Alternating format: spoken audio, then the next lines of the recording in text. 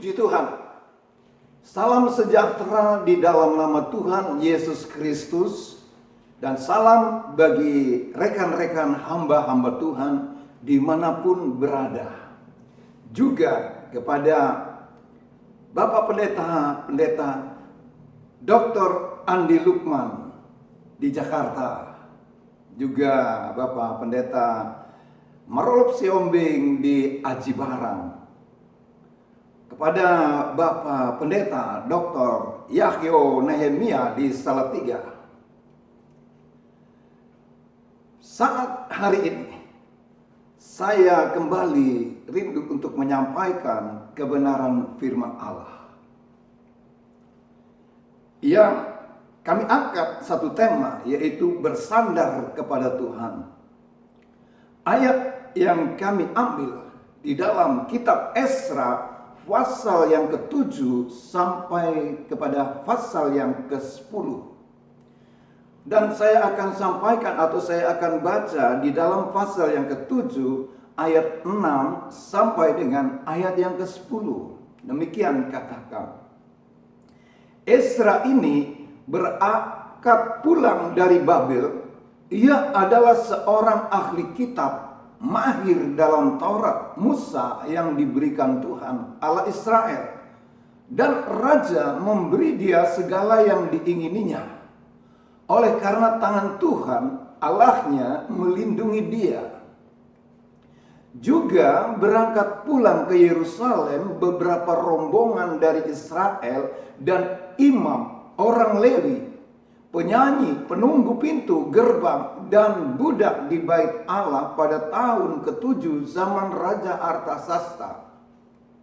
Lalu tibalah ia di Yerusalem pada bulan ke-5, yakni pada tahun ke-7 zaman raja itu. Tepat pada tanggal 1 bulan pertama, ia memulai perjalanannya pulang dari Babel. Dan tepat pada tanggal 1 bulan ke-5, ia tiba di Yerusalem. Oleh karena tangan murah Allahnya itu melindungi dia. Sebab Esra telah bertekad untuk meneliti Taurat Tuhan dan melakukannya serta mengajar ketetapan dan peraturan di antara orang Israel. Saudara-saudara, sekitar tahun 456 sebelum Masehi, gelombang kedua orang-orang Israel kembali ke Yerusalem dipimpin oleh Esra. Gelombang pertama mendahului mereka sekitar 80 tahun sebelumnya, dipimpin oleh Zerubabel pada zaman pemerintahan Raja Koresi. Pada saat Esra ke Yerusalem, Persia sedang diperintah Raja Artasasta. Saudara-saudara, kepemimpinan rohani menuntut seseorang bersandar kepada Tuhan. Sekarang, apakah ciri-ciri seseorang yang bersandar kepada Tuhan?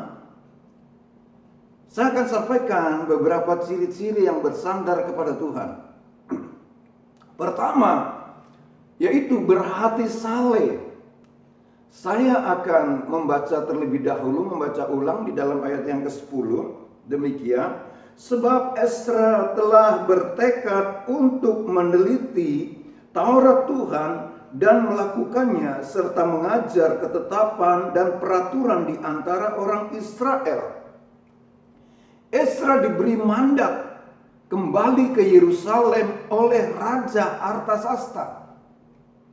Sebagai seorang imam dan ahli Taurat, tokoh besar dalam sejarah Israel, ia mengajar mereka agar hidup di dalam firman Tuhan.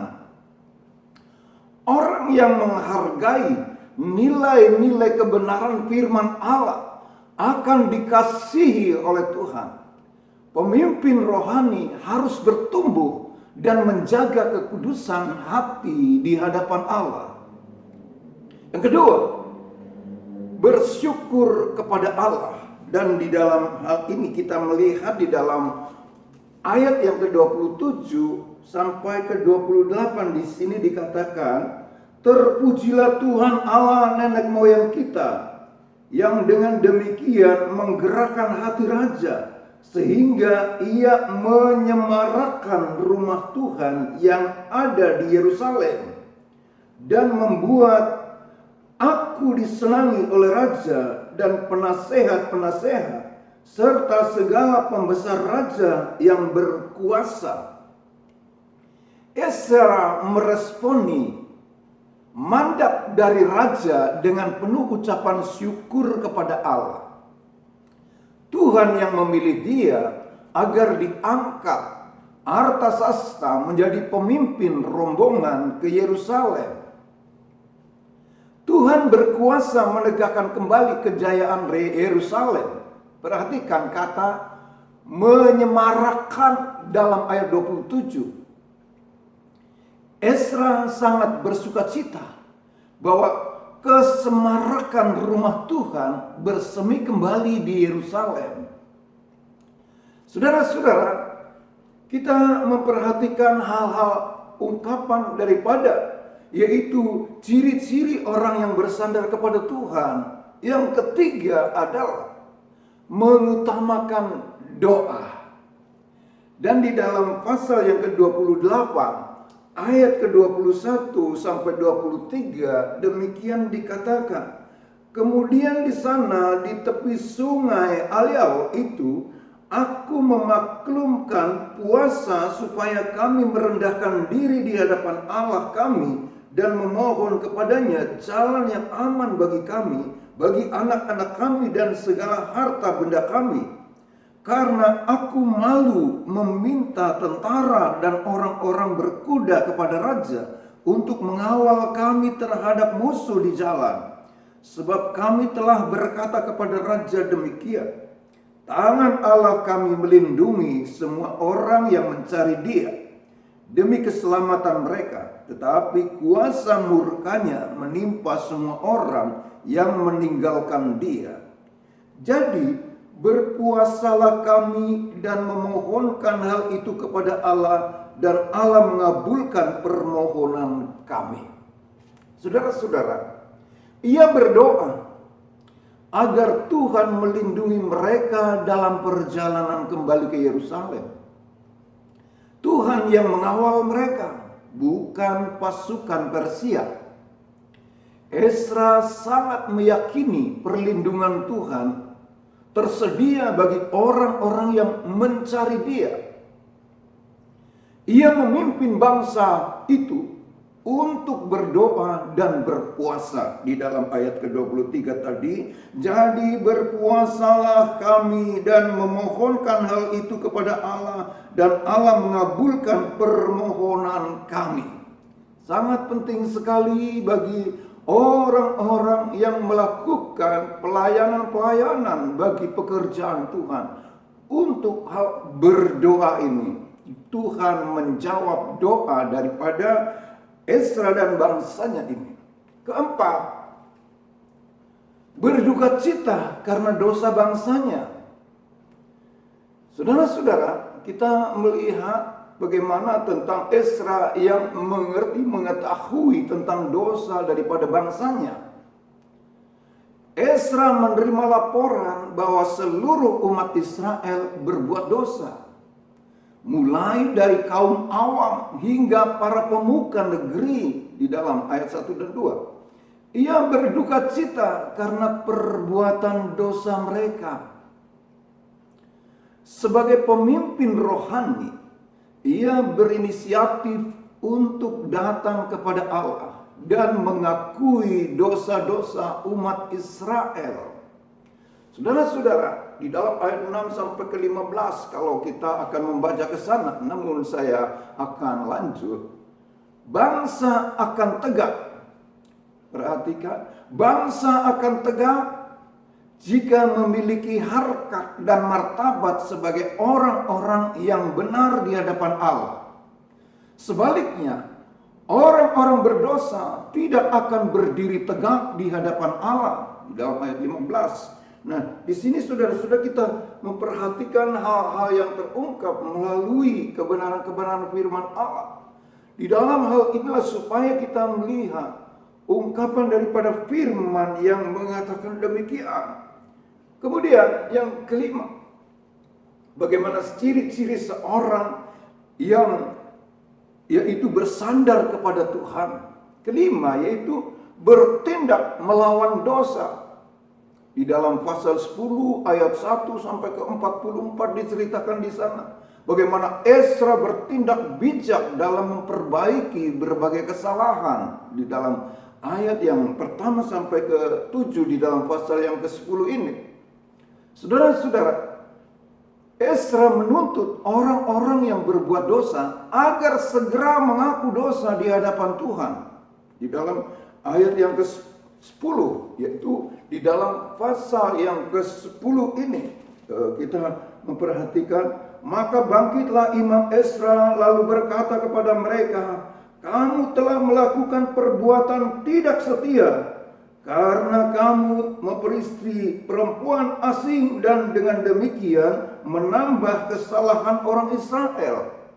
Saudara-saudara, Ezra seorang pemimpin yang rendah hati di hadapan Tuhan. Di dalam pasal 9 ayat 5 sampai 15 di sana dikatakan, ia berlutut, ia mengoyak jubah dan menadahkan tangan kepada Tuhan sambil berseru untuk memohon pengampunan Allah bagi Israel.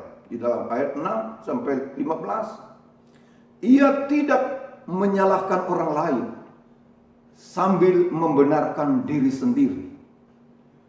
Saudara-saudara, sebaliknya ia tampil menghadap Tuhan untuk mempertanggungjawabkan dosa-dosa bangsanya.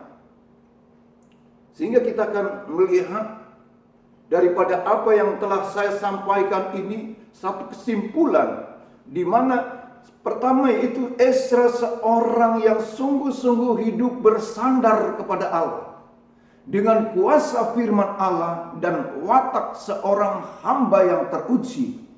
Pembaharuan kehidupan bangsa akan bisa diusahakan bersama-sama.